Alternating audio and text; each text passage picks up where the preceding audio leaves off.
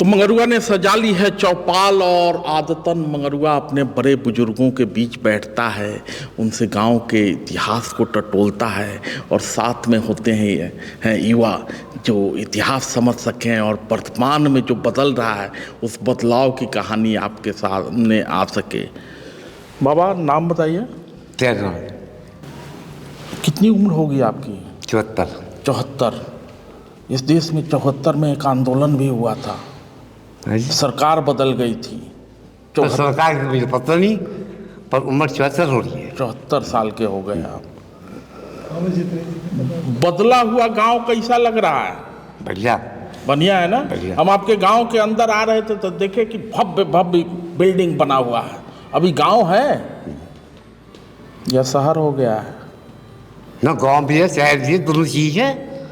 गांव भी है शहर भी, यही बदलते हुए गांव की खूबसूरती है। जो शहर के नजदीक गांव होते हैं उनकी खूबसूरती यही है। देखो आप तुझे कोई टीचर हो तो शहर नहीं हो रहा हूँ तुम हैं? अच्छा गाँव को मैंने भैंस भी पालना है, खेती भी करना है, सब चीज, और एसी में भी सोना है। हाँ इसमें सब है।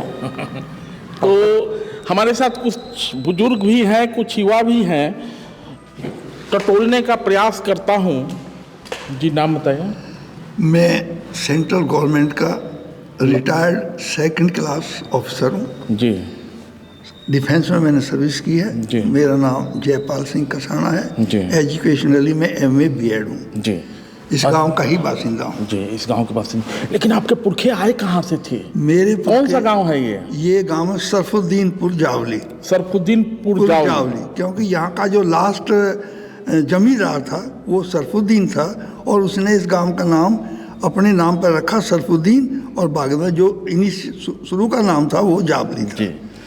गांव का इतिहास थोड़ा सा बताइए। गांव का इतिहास है कि ये गांव जहांगीर काल में, जहांगीर काल के समय में हमारा एक जो बुजुर्ग था वो ताती जैसे चलकर एक गांव भटनेर में पड़ता रील का, वहाँ आए और वहाँ से असुविधा होने पर वो अपने साजो सामान को लेकर यहाँ आ बसे और उनके बाद ही यहाँ पर उनकी पीढ़ियाँ दर पीढ़ियाँ बढ़ती हूँ। उनकी शायद अब 18वीं पीढ़ी चल रही है। 18वीं पीढ़ी चल रही है, मतलब आप लोग 18वीं पीढ़ी में हैं। हम लगभग 18वीं पीढ़ी, क्योंकि एक पीढ़ी 30 साल की गिनी जाती है तो 18 या 36, इस तरह हम 360 साल, लगभग 400 साल से हम यहाँ इस गांव में हैं। तो थोड़ी 18वीं की जगह 20वीं होगी, लेकिन पीढ़ी काफ़ी होगी। 20वीं पीढ़ी तक आप अनुमान लगा लीजिए अब हम हैं।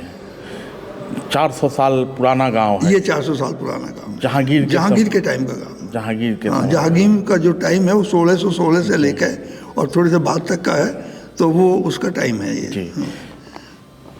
कौन सा पंचायत है ये? नगर पंचायत? अब पहले हम पंचायत सिस्टम में थे जी। लेकिन पिछले साल से जब से ये हमारे सभासद चुने गए हैं, अब ये लोनी नगर सभा में आ गए हैं। नगर सभा बोलते हैं, नगर पालिका बोलते हैं, अब ये नगर पालिका में आ गए। नगर पालिका में आ गए। कितनी आबादी है गांव की? गांव की वोटिंग है 6000 से ऊपर प्लस है, 6000 से प्लस, और लगभग आबादी 12000 से ऊपर ही है। 12000 से ऊपर। लोग कहते हैं कि गांव बदल रहे हैं, गांव शहर हो रहे हैं।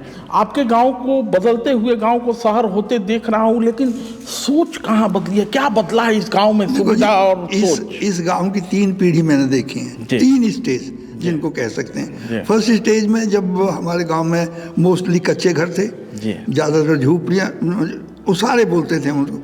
उसके बाद एक मिडिल पीरियड आया, ये लगभग आप कह सकते हैं 70 के बाद थोड़ा सा डेवलपमेंट शुरू हुआ, और गांव की जो मॉडर्न पोजीशन है ये 90 के बाद बदली है।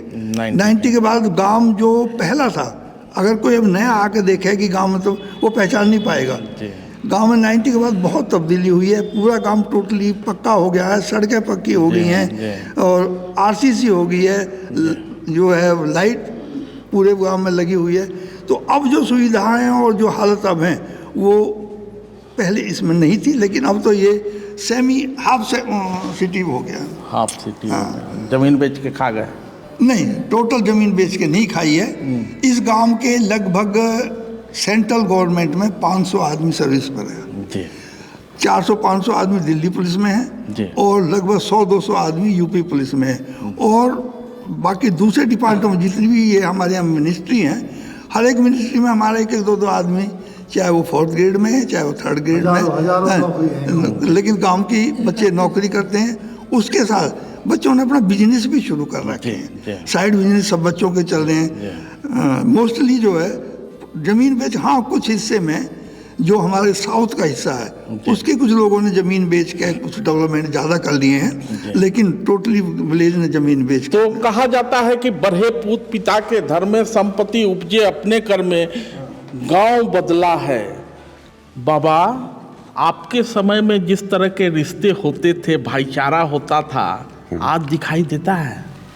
आज दिखाई दे, आज दिखाई दे, आज दिखाई दे। तो पैदा है क्या में जी, मैंने बच्चे बुजुर्गों का सम्मान करते हैं, हाँ, देख रेख करते हैं उनका, हैं? बस और सरकारी नौकरी वालों का गांव है तो स्वाभाविक है कि बाहर भी लोग नौकरी करने गए होंगे तो बाहर से भी कुछ सीख के आए होंगे।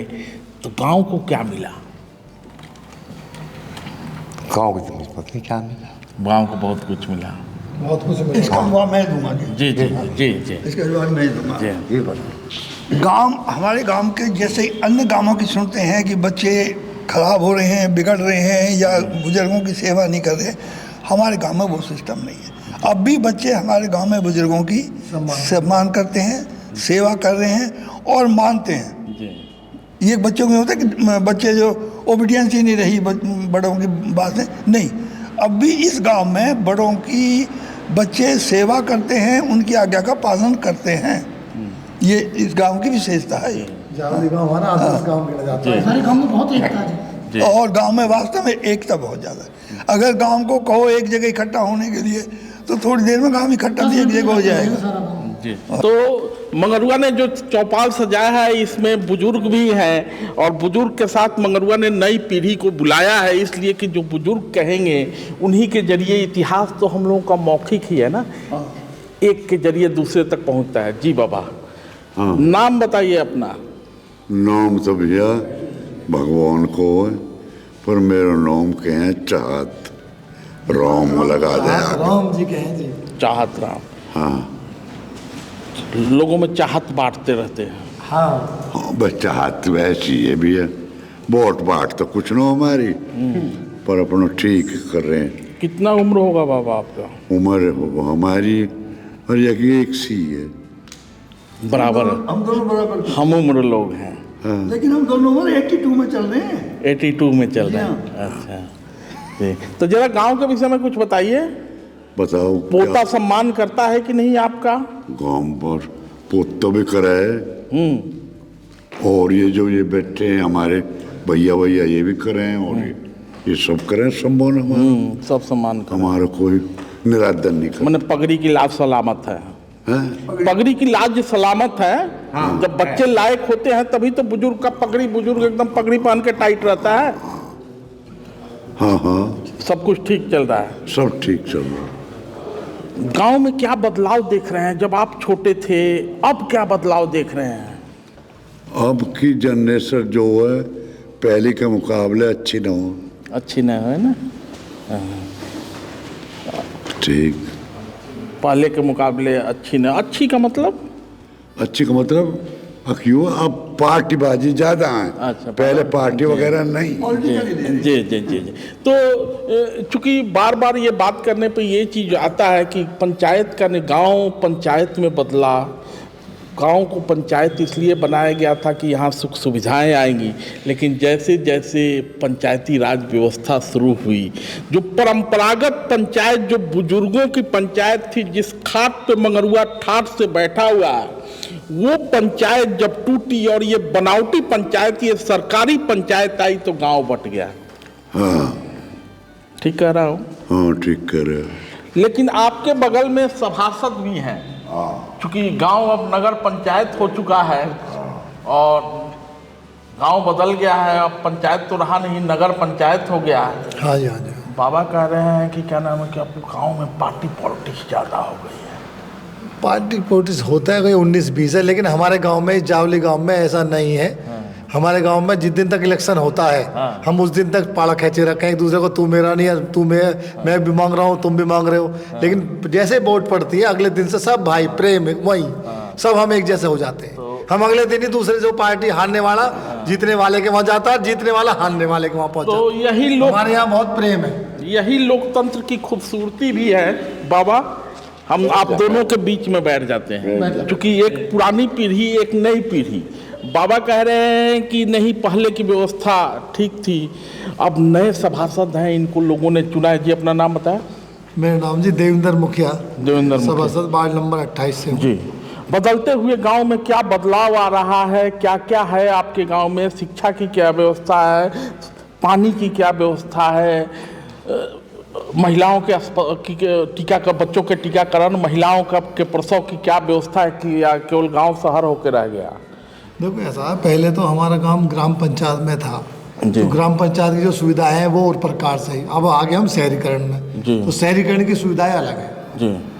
जो हमें ग्राम में, जो ग्राम सभा की जो चीज़ें, हमें बहुत चीज़ें ऐसी थी जो इन पर हम जैसे मान लिया अब नगर पालिका में आ गए, तो आने वाले समय में पानी की टंकियाँ भी लगेंगी, जी। हाउस टैक्स भी लगेगा, बहुत चीज़ें हो जाती हैं जो नई सिरे से स्टार्ट होती है। ग्राम पंचायत में इन चीज़ों से हम बचे रहते हैं। ग्राम पंचायत में कभी इस चीज़ नहीं, ग्राम पंचायत में तो और सुविधाएं हमें और गांव सरकार की तरफ से राहत ही मिलती है हर चीज़ में। लेकिन जब शहरीकरण में आ जाते हैं तो 2-4 चीज़ें देखो बढ़ जाती हैं। जी। तो बाकी ऐसा, अब हमारे यहाँ पे बच्चे भी, युवा भी सब जो पढ़ रहे हैं, शिक्षा की तरफ जो पहले के मुकाबले बढ़ोतरी है।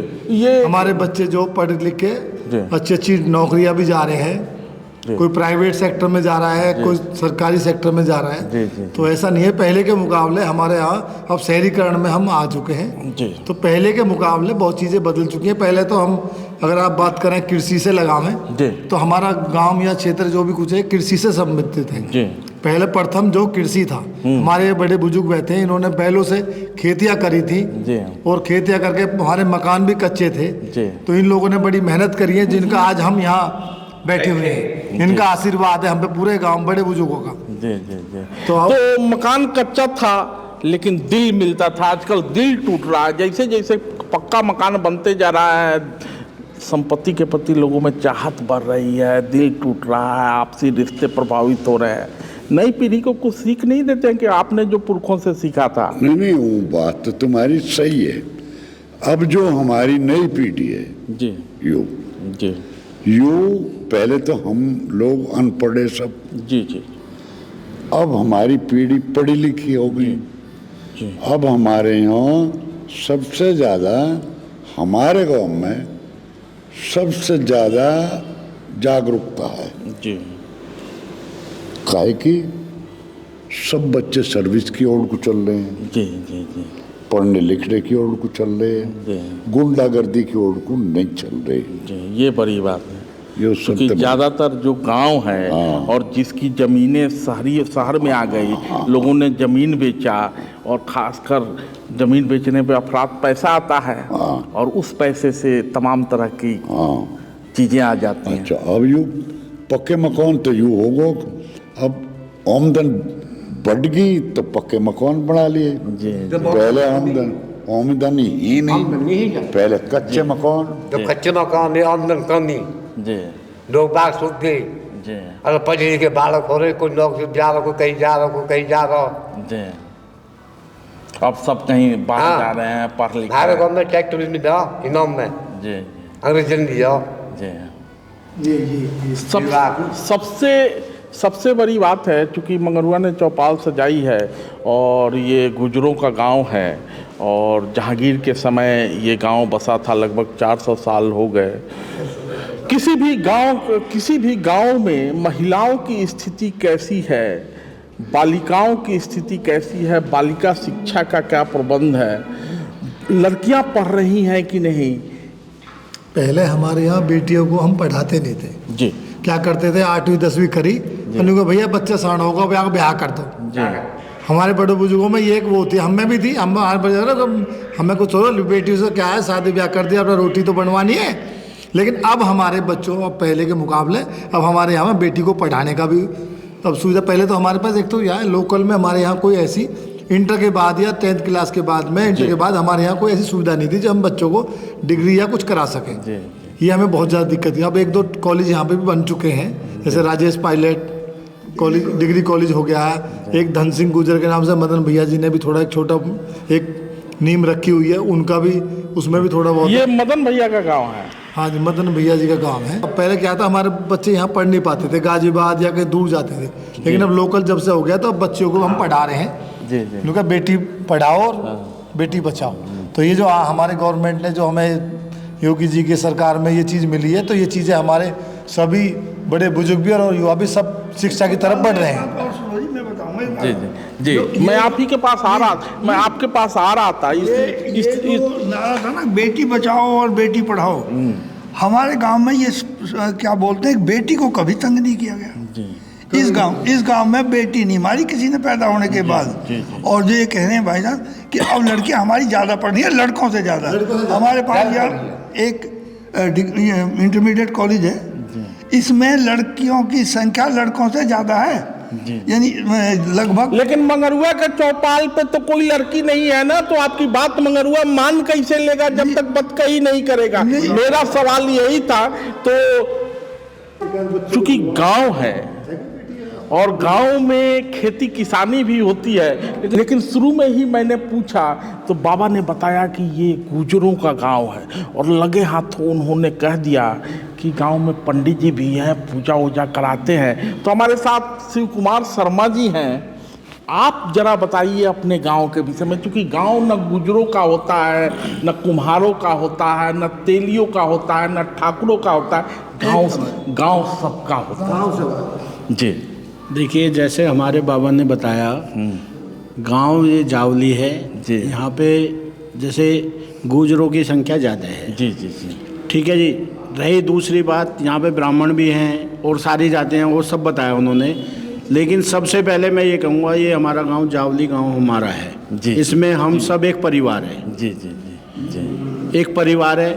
परिवार में हमारे यहाँ पे गांव के अंदर कोई जात बिरादरी का कोई फर्क नहीं है। जी जी जी, बुजुर्गों का यहाँ पे सम्मान होता है। और ये हमारा जो गांव है कृषि प्रधान गांव है जी। और आप ये कहने में किसी किसान यूनियन से भी जुड़े हुए हैं? मैं भारतीय किसान यूनियन से राष्ट्रीय महासचिव। मैं आया था तो देख रहा था बहुत सारे बैनर पोस्टर जहाँ। मैं भारतीय किसान यूनियन भानु से राष्ट्रीय महासचिव के पद पे हूँ जी। तो मैं आपको बताता हूँ, जो हमारा गाँव कृषि प्रधान भी है, हमारे यहाँ पे गाँव में बुजुर्गों की अच्छे से देखभाल की जाती है, बुजुर्गों का ख्याल रखा जाता है। हमारे जो बुजुर्ग हैं उनका आशीर्वाद हमारे पूरे गांव के ऊपर है। चाहे हमारे मदन भैया ले लीजिए आप, या कोई भी ले लीजिए, जो भी हैं, लेकिन बुजुर्गों के आशीर्वाद के बिना हम फल फूल नहीं सकते, पहली बात। दूसरी बात, हमारा गांव शिक्षा प्रधान। हमारे गांव के अंदर आज बच्चे बहुत बढ़िया पढ़ाई लिखाई कर रहे हैं, अच्छी अच्छी नौकरियों पे लगे हुए हैं। हमारे गांव का इतिहास है कि हमारे गांव से ज़्यादा पुलिस में कोई नहीं लगा, पुलिस महकमे में। हमारी बहन बेटी वो बहुत अच्छे ऊंचे पदों पे हैं, मतलब हमारे गांव का नाम रोशन कर रहे हैं। दूसरा, हमारे गांव में कोई जातिवाद नहीं है कि जी वो गुजर है या वो ब्राह्मण है, ये सबका सम्मान एक है, सब एक है। तो चूँकि बताना चाहूँगा जी जी, कहीं कहीं दूसरे गांव में ना आपने ये घटना देखी होगी कि जो हरिजन है इनको मंदिर में नहीं जाना देते, लेकिन हमारे गांव में मंदिर में हरिजन जाना अलाउ है जी, किसी को रोक टोक नहीं है। नहीं, अब देश के किसी भी गांव में ना ऑफिशियली हरिजन जाने को रोक नहीं है, बाकी अनऑफिशियली बहुत सारी चीज़ें होती रहती हैं। मंगरुआ जैसा कि कह रहा था कि बाबा शिक्षा की बात तो हो रही है, ये सभासद हैं, और इन्हीं से सवाल था कि आपके गांव में बालिका शिक्षा की क्या व्यवस्था है, क्योंकि चौपाल मतलब आधी आबादी भी, तो आधी आबादी देखिए ये चौपाल में आके, मैंने यही बदलते हुए गांव का पैमाना है कि पहले महिलाएं चौपाल से दूर रहती थी, पुरुषों का चौपाल होता था, लेकिन अब चौपाल में खुलेआम बेटियां आती हैं, बैठती हैं। और हमारे साथ एक बेटी आ गई है। हाँ, जरा अपना नाम बताओ। मानसी शर्मा। मानसी शर्मा। मानसी क्या करती हैं? मैं एथलेटिक्स में हूँ, 100 to 100 मीटर की प्लेयर हूँ, और मैं जेएल स्टेडियम में प्रैक्टिस करने जाती हूँ। यहाँ से जाती हैं वहाँ पर प्रैक्टिस करने के लिए। yes, पढ़ाई लिखाई का क्या हाल है? 11th क्लास में हूँ मैं, मंडौली स्कूल से मैं पढ़ रही हूँ, दिल्ली 93 SKV मंडौली मेरा स्कूल है। 11th क्लास के भी मैंने एग्ज़ाम दे रही हूँ। तो बढ़ेगी बेटी पढ़ेगी बेटी ही नहीं, अब बेटियां खेल भी रही हैं, और खेल ही नहीं रही हैं केवल हरियाणा की ही बेटियां मेडल नहीं लाती हैं, पश्चिमी उत्तर प्रदेश के जावली गांव की बेटी भी उसी मेडल की रेस में शामिल है। हाँ जी। तुम्हारे गांव में लड़कियों के पढ़ाई लिखाई की क्या स्थिति है मानसी? अच्छी चल रही है, सब कुछ बहुत अच्छी व्यवस्था है। हमारे गांव में भी बहुत स्कूल है, अच्छी पढ़ाई है, सबको फ्रीडम भी मिल रखी है। अच्छी फ्रीडम मतलब? फ्रीडम आज़ादी मिल रखी है सबको। किस तरह की आज़ादी? कि अपने घर से बाहर हम पढ़ने जा सकते हैं, हर चीज़ की हमें आज़ादी है, हम घर में बैठ नहीं सकते। हाँ, मैंने पढ़ाई लिखाई कर सकते हैं, कल भैया भाई ही नहीं पढ़ेगा हम भी पढ़ेंगे, हम भी खेलेंगे। हाँ जी। तो मंगरुआ ने इसके जरिए ये प्रूव करने की कोशिश की है कि चूंकि बुजुर्ग तो जब गांव में जाइए तो बुजुर्ग तो अपने गांव का इतिहास बताते हैं, अच्छी अच्छी बातें बताते हैं और नई पीढ़ी को ये शिक्षा दे जाते हैं कि नहीं चलो गांव जैसा भी है। लेकिन इसी के लिए मंगरुआ ने अपने चौपाल पर बेटी को बुलाया। मानसी जैसी कितनी लड़कियां हैं आपके गाँव में जो कि खेलने के क्षेत्र में प्रेरित हैं? हमारे यहाँ लड़कियाँ बहुत हैं, ज़्यादा नहीं तो मैं कहता नहीं कि कम से कम 100-200 लड़की ऐसी बेटी की तरह हैं जो काफ़ी तैयारी में हैं, हर तरीके से कंपटीशन में या टीचर लाइन के लिए, या दिल्ली पुलिस में भी बच्ची बहुत हैं। हमारी कई बच्ची ऐसी हैं तो दिल्ली पुलिस में भी जॉब कर रही हैं। शादी के बाद भी एक लड़की तो हमारे परिवार में ही है, पूजा के नाम से, वो दिल्ली, उसने शादी के बाद में भी अपनी वो कोर्स पूरा करा और आज वो दिल्ली पुलिस में सर्विस कर रही है। तो ऐसी बेटियाँ बहुत हैं हमारे जो जिन्होंने, और पर सुनो, बेटी ने बताया कि हमारे यहाँ परिवार भी फ्रीडम दे रहा है बच्चों को, मतलब पूरा वो दे रहा है कि बच्चे आगे, मतलब बेटा तो पढ़े हम चाहते हैं बेटी भी हमारी नाम करे, और हमारे गांव में ऐसी ऐसी बेटियां बहुत है जो नाम रोशन कर रही हैं जावली का। तो जी कुछ कहना चाहते हैं आप? मैं तुम्हारे गाँव में जी 1 के 8 लड़के जी, अब 8 घर में 18 सरकारी नौकर है। 9 मन रखे है कहीं गाँव में जी, दिखा दो। उस घर में 2 पुलिस इंस्पेक्टर हैं। इंस्पेक्टर, हाँ, तो ये कह रहे हैं उसमें 2 घर पुलिस इंस्पेक्टर हैं। एक वो क्या कहे, एक सीआई का कहे उसे, हम तो जानते नहीं, वो भी है। जी जी जी, हमारे गाँव को दिल्ली में हर थाने में लड़की या लड़का मिलेगा। जी जी, दिल्ली में हर थाने में पॉजिटिव बोलो, लड़का या लड़की हर थाने में मिलेगी। जी जी जी जी जी, इतनी तरक्की तो गाँव ने करी है। जी जी, तो मैंने हर थाने में कोई ना कोई मिलेगा, कोई ना कोई मिलेगा। लेकिन हमारा गांव ना, क्योंकि जैसा आपका गांव है वैसा मेरा भी कोई गांव है। 24 घर ठाकुरों का गांव था और 24 घर में हर घर में दरोगा थे। लेकिन हमारे पिताजी कहते थे कि क्या नाम कि पुलिस के बच्चा यदि पुलिस का नौकरी में चला जाता है ना तो पुलिसिया व्यवहार भी उसके अंदर आ जाता है, थोड़ा उखड़ा हुआ सा, थोड़ा कड़ा।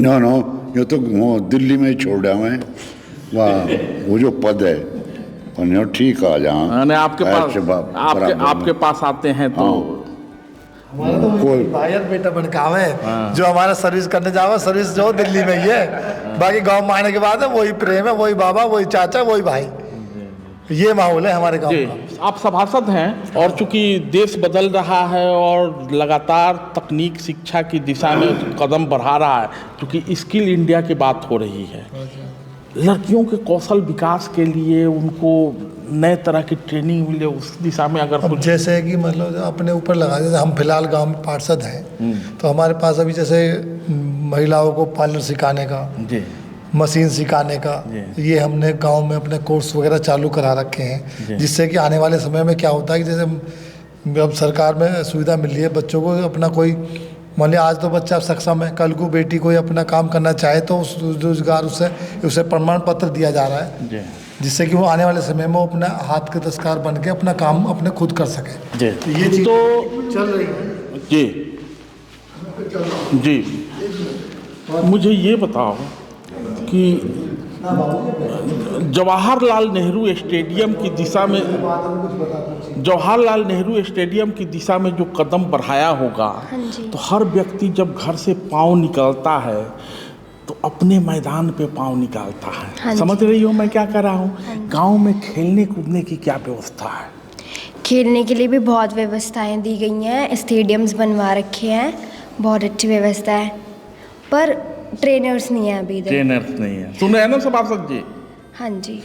तो चलो गांव को ये अपेक्षा है कि जवाहरलाल नेहरू स्टेडियम से जो गुड़ सीख के आओगी वहाँ के ट्रेनिंग के जरिए, तो अपने लोगों को भी सिखाओगी और नए बच्चे तैयार करोगे। हाँ जी जी। जी जी जी जी जी जी। हमारे गांव का सबसे बड़ा दुर्भाग्य ये है कि किसी भी एमएलए ने या किसी भी एमपी ने सरकार की तरफ से हमारे गांव में बच्चों के लिए या बच्चियों के लिए कोई टेक्निकल स्कूल नज़दीक में नहीं है। जी जी। हमसे वादा भी किया गया वोट 2 में टेक्निकल स्कूल लाऊंगा। हमारे यहाँ सराउंडिंग में कहीं तक भी कोई टेक्निकल स्कूल नहीं है। जिसको आप कह रहे थे टेक्निकली आगे बढ़ें, तो हमारे बच्चों को टेक्निकल स्कूल नहीं है। और हम हर गवर्नमेंट से प्रेयर किए कि कोई टेक्निकल स्कूल हमें दो, और उसकी वजह से हमारे बच्चे टेक्निकल साइड में नहीं जा रहे। लास्ट में एक सवाल, चूंकि चौपाल बात कहीं से शुरू होती है तो बात को ख़त्म करना भी होता है। मुझे ये बताइए कि दिल्ली से लखनऊ कितना दूर है? दिल्ली से लखनऊ है 450 किलोमीटर। 450 किलोमीटर जो सरकार दूर बैठी है, वो आपके पास कितनी है? सरकार तो हमारे गांव में ही है। सरकार का जो एमएलए है वो हमारे गांव में, आजकल रूलिंग पार्टी में भी है, लेकिन फिर भी हमारे गांव में ये जो टेक्निकल एजुकेशन नहीं आई। सवाल समझ गए? हाँ। जवाब भी आप दे दिए। हाँ। तो सरकार जितनी दूर होती है, और क्या नाम है कि प्रत्याशी आपके गांव का, चुना हुआ प्रतिनिधि आपके गांव का, तब भी व्यवस्थाएं नहीं है। सवाल तो बनता है। सवाल तो बनता है। और सवाल ये है कि अब थोड़ा सा अभी हमारे जो एमएलए है वो दूसरी उससे गोत्र से, मैंने आपको बताया था कि हमारे यहाँ गोत्रों की गिनती बहुत ज़्यादा है। जी। तो अब वो कसाना गोत्र ना होकर वो एक दूसरे गोत्र से हैं, लेकिन उनका ध्यान टेक्निकल एजुकेशन बच्चों को दी जाए और टेक्निक लाई जाए। जैसा इस बच्ची ने बताया, खेल की सुविधा है, लेकिन खेल के जो ऑपरेटर चाहिए वो हमें प्राप्त नहीं है। स्टेडियम है, लेकिन स्टेडियम में खेल के ऑपरेटर्स नहीं है। तो बातें काफ़ी हो गई हैं, और चूंकि यही बुजुर्ग इशारा कर रहे थे कि पॉजिटिव बोलना, लेकिन मंगरुआ ज़मीनी पत्रकार रहा है। उस पॉजिटिव कहते हुए गांव में जो कमियां हैं खुद बाबा ने बता दी। तो ये चर्चा यही समाप्त करते हैं। और समय समय पे शिव कुमार शर्मा जी, जितनी बार आप अपने गांव लाएंगे, जितनी बार आप अपने गांव लाएंगे, उतनी बार मंगरुआ आपके गांव में आएगा। और आज बात शुरू हुई है तो ये सिलसिला जारी रहेगा। धन्यवाद।